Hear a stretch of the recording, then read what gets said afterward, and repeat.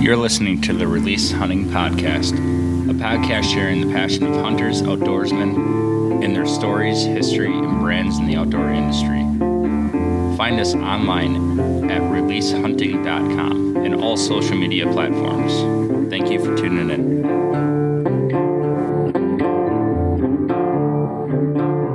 All right, guys, we have the next podcast rolling here. We had a little conversation before I hit the record button, but this is the Hunter Spotlight, Listener Spotlight in quotations, because he is an avid listener, which I appreciate very much, and I'm going to let him introduce himself. I'm Chang. I live in Wisconsin. I'm 33 years old. I got 3 kids, which are 5, 6, and 8, and my wife, Emily. I live in Rock Falls, Wisconsin.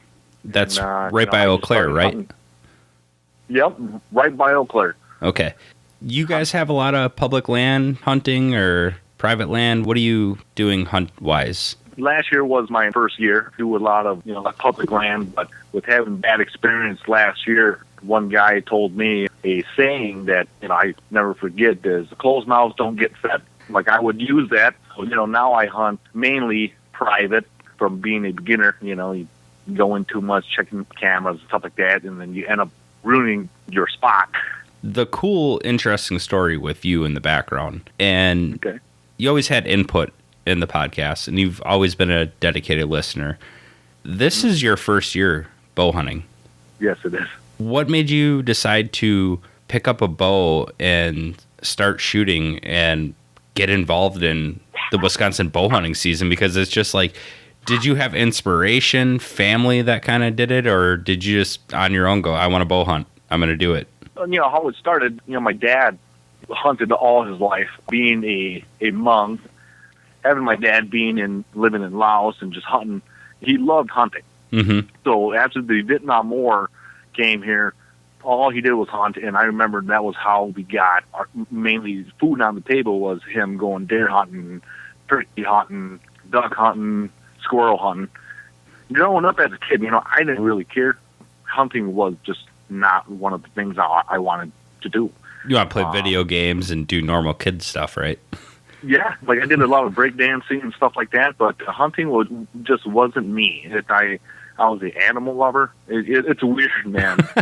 You still can be, I was an animal, huh? You still can love animals and hunt. Yeah, exactly. So it's weird how it completely flipped 360, 180, whatever. How I actually started was every time I go and hang out with my cousins, my friends, they're always talking about hunting. So I'm always left out, kind of weird, And, you're that guy. Yeah. So every time we have a bonfire and beers, they're talking hunting. And I'm just over here like, okay, hunting's stupid. Yeah, so it's completely weird. How I actually started was I didn't have a drive for hunting. I didn't care. Last year, on August 22nd, 2018, I got off work. I went to my personal vehicle. I started it up, and on that day, it was hot. I worked as a delivery driver, so I'm sweating all day delivering packages. I drove a block, and then here I got robbed at gunpoint. No shit. Yeah. Got robbed gunpoint. It wasn't really gunpoint. He just told me he had a gun, and he wouldn't let me talk, and I thought I was going to die that day just because he wanted, I don't know what the heck he wanted. My brother, my oldest brother, he's a ex-cop, and everybody else in my family, they have their concealed carry. And I'm that guy where I didn't care about hunting. I believe in just having a guard dog, just stupid stuff. Right. But then after that happened to me, they caught the guy, thank God. I wanted to get my my concealed carry, and with my work schedule, the easiest way for me to do it was to take my hunter safety, and so that way I can just apply, pay the $50 or whatever, and then get my concealed carry permit. So my wife and I, we took the hunter safety class. After we got it, we were like, hey, let's try out hunting because every Thanksgiving